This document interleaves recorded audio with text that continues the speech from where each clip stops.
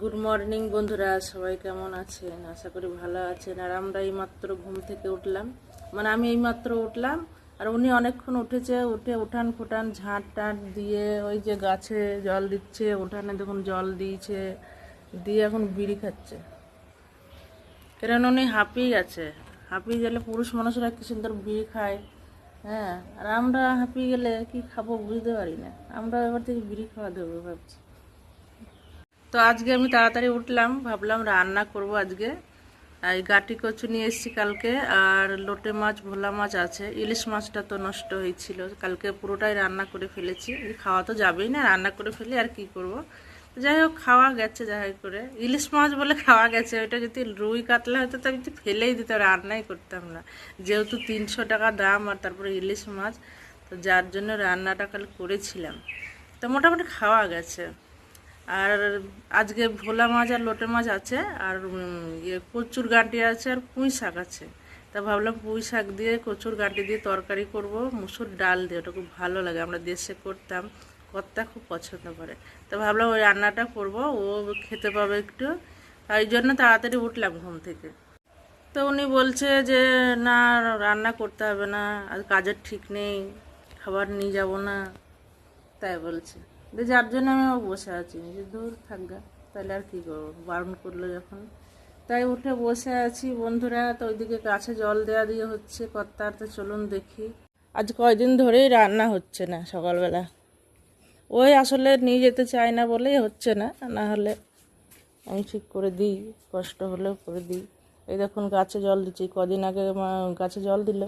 আর মোট কথা বৃষ্টি তো হয়নি কয়দিন ধরে, তাই এখন জল দিতে হচ্ছে।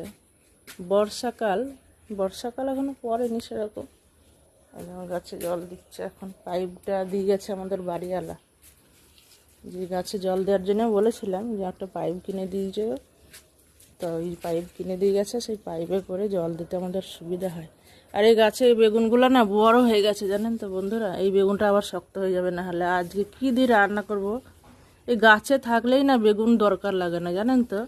আর যখন থাকে না বাড়িতে তখন বেগুনের প্রয়োজন হয়। কত বেগুন খায়, রোজই বেগুন থাকে ঘরে। আর এখন দেখুন বেগুন গাছে আছে, বেগুনের প্রয়োজন নেই। কাউকে দেবো তো দেখি, এই পাশের বাড়িতে দিয়ে দেবো এই বেগুনটা। আজকে রান্না করব না। তো বন্ধুরা, এটা হচ্ছে আমাদের এই ঘরের পিছন। এই দেখুন আমি পেঁপে খেয়ে ফেলেছিলাম বীজগুলো, এখানে কতগুলো পেঁপের চারা বেরিয়েছে দেখুন।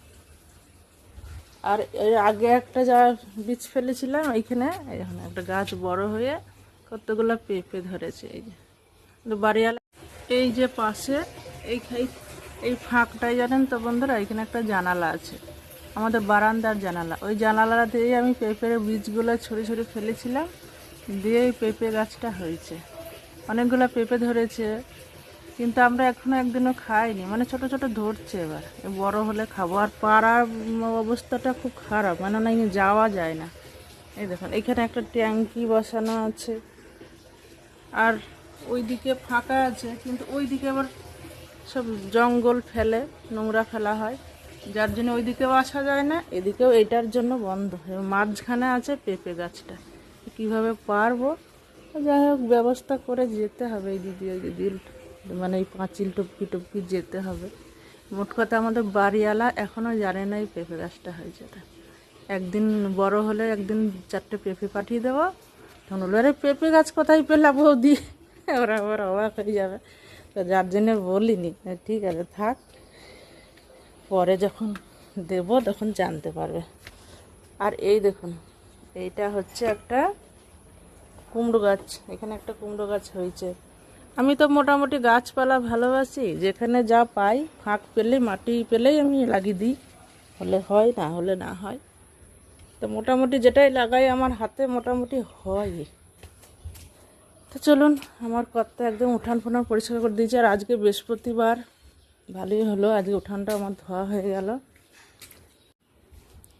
এদিকে কর্তা বসে আছে, উনি স্নান টান করবে, এখন বেরোবে। সকালে কি টিফিন দেবো দেখি। তো বন্ধুরা, বেগুনটা না তুলে ফেলি জানেন তো, নাহলে আরও বীজ হয়ে যাবে। মনে হচ্ছে শক্ত হয়ে গেছে, এমনিতে ভারী হয়ে গেছে। বেগুনটা তুলে ফেলি, কেননা আমাদের পাশের বাড়ির মৌকে দিয়ে দেবো। ওরা এখনও ঘুম থেকে ওঠেনি। এই যে ঘুম থেকে উঠলে বেগুনটা দিয়ে দেবো। আর এই দেখুন কুমড়ো গাছটা সেদিনকে লতাগুলো সবগুলো কেটে কেটে খেয়ে নিয়েছিলাম আমি, ছোট্ট ছোট হয়েছিল, মসুর ডাল দিয়ে রান্না করেছিলাম। তারপরে ভাবলাম আর মনে হয় হবে না, কিন্তু আবার দেখছি ছোট ছোট লতা গজাচ্ছে। এই যে মনে হচ্ছে আর একদিনও খাওয়া যাবে, আর একবার খাওয়া যাবে, তারপরে গাছটাকে কেটে দেবো। আর এইদিকে দুটো চাল কুমড়ো গাছ লাগানো হয়েছে, এই দেখুন একটা চাল কুমড়ো উঠছে। এবার ভাবছি ওই গাছটা কেটে দিয়ে এই চাল কুমড়ো গাছটা যদি হয়, জানি না হবে কি না, যদি হয় তাহলে চাল কুমড়োর লতাটা এখানে তুলব আর এই গাছটা কেটে দেবো। কিন্তু চাল কুমড়ো গাছটা এত সরু হয়ে হয়েছে, হবে কি না এটাই সন্দেহ। অবশ্য দুটো চাল কুমড়ো গাছ আছে, এখানেও আর একটা লাগিয়েছে দেখুন। এটাও মানে বড় হচ্ছে না, মোটা হচ্ছে না, কেন সরু সরু হয়ে থাকছে একদম, মানে কোনো প্রোটিন নেই আসলে।